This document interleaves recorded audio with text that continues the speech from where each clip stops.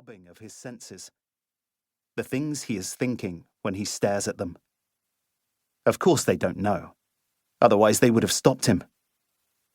He looks out of his window to check he is not being seen. Somewhere else, two men meet by an old tree. Their cars are parked apart on the lane nearby, facing in opposite directions. The exchange is brief. Two bags change hands. One of cash, one of product. They barely speak. They know that silence and security is essential. They cannot leave loose ends. Lights flicker on in far-apart houses. If you could swoop, quiet as a bat, and peer in through windows, you would see family life in all its forms. The laughter between mother and daughter as bedtime approaches. The awkward stiffness between husband and wife, who have run out of things to say to each other, and sit, restless and aloof. The widow lost in front of a television screen. Two grown-up brothers who should have left home in pursuit of separate lives, but have been imprisoned by their own lack of ambition, their vitality and empathy drained year after year. One sneaks out while the other dozes in the corner, his dirty boots falling off his feet, the night outside preferable to these four walls. An old man at his kitchen in a dirty long shirt, painting the woman now standing on the tower. He can see her in the daylight of his imagination, the reflection of the water playing idly upon her pale skin. The moon outside has glibly appeared, cold and sterile in the darkening blue of the dusky evening. As meaningful as a child's drawing, indifferent as everything else. Chapter 1. Beginnings. A country road. A tree. Evening.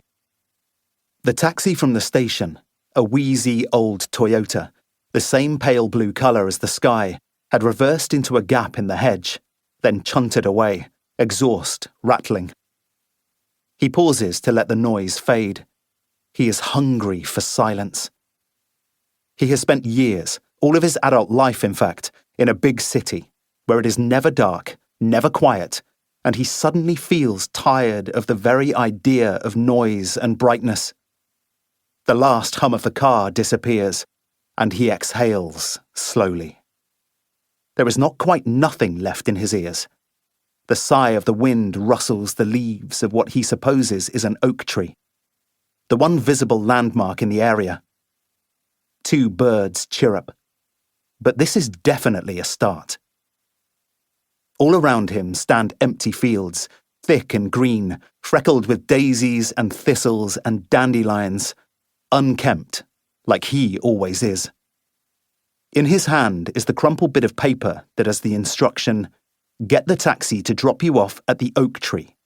That's as close as you can get to the house."